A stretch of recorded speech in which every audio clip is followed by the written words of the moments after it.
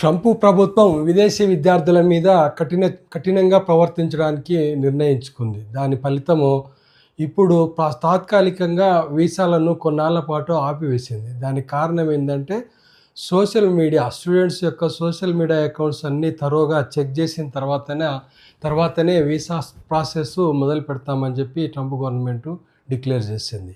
So ఇప్పుడు జరిగేది ఏంటంటే ఈ స్టూడెంట్స్ ఎవరైతే అమెరికా వెళ్ళి చదువుకోవాలనుకుంటున్న స్టూడెంట్స్కు కొన్ని సలహాలు ఇస్తాను. వాటిని మీరు ఖచ్చితంగా పాటించేస్తే మీకు మంచి ఫలితం ఉంటుంది. ఖచ్చితంగా మీరు చేయాల్సింది ఏంటంటే మీ సోషల్ అకౌంట్స్ అంటే ఫేస్బుక్ కానీ, ఇన్స్టాగ్రామ్ కానీ, వాట్సాప్ కానీ ఎక్కడైనా సరే మీరు పొరపాటున కూడా పాలస్తీనియా జెండా పట్టుకున్నటువంటి ఏ వీడియోను కానీ లైక్ చేయడం కానీ, దాని మీద కామెంట్ చేయడం కానీ, మీరు దాన్ని పోస్ట్ చేయడం కానీ చేయకూడదు. ఇది మొదటిది. ఫస్ట్గా మీరు తెలుసుకోవాల్సిన విషయం ఏంటంటే ఇజ్రాయెల్ పాలస్తీనియా యుద్ధం జరుగుతుంది కదా, గాజా మీద యుద్ధం చేస్తుంది కదా ఇజ్రాయెల్.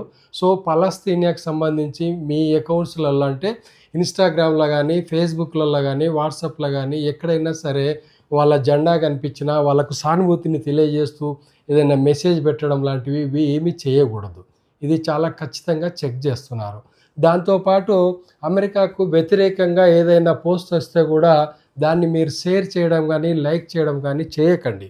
దీనివల్ల ఏమవుతుందంటే మీకు అది అక్కడ వీసా ప్రాసెస్లో కొంచెము అడ్డం రావడానికి ఆస్కారం ఉంటుంది. సో ఇవి కొంచెం ఖచ్చితంగా గుర్తుపెట్టుకోవాల్సిన విషయాలు. తర్వాత మీరు అక్కడ వెళ్ళిన తర్వాత ఏదో పని చేసుకొని ఫీజులు కట్టుకుంటామని అనుకునే వాళ్ళు మాత్రం ఖచ్చితంగా వెళ్ళకండి. ఇప్పుడు అక్కడ పరిస్థితి బాగాలేదు. పార్ట్ టైం జాబ్స్ చేసి ఫీజులు కట్టుకోవాలనుకుంటే కష్టం అవుతుంది. కాబట్టి ఈ సంవత్సరం మీరు పోస్ట్పోన్ చేసుకోవడం బెటర్. సో ఇవన్నీ పాటిస్తే మీకు ఎలాంటి ఇబ్బందులు ఎదురు కావు. ఖచ్చితంగా మీకు వీసా వస్తుంది.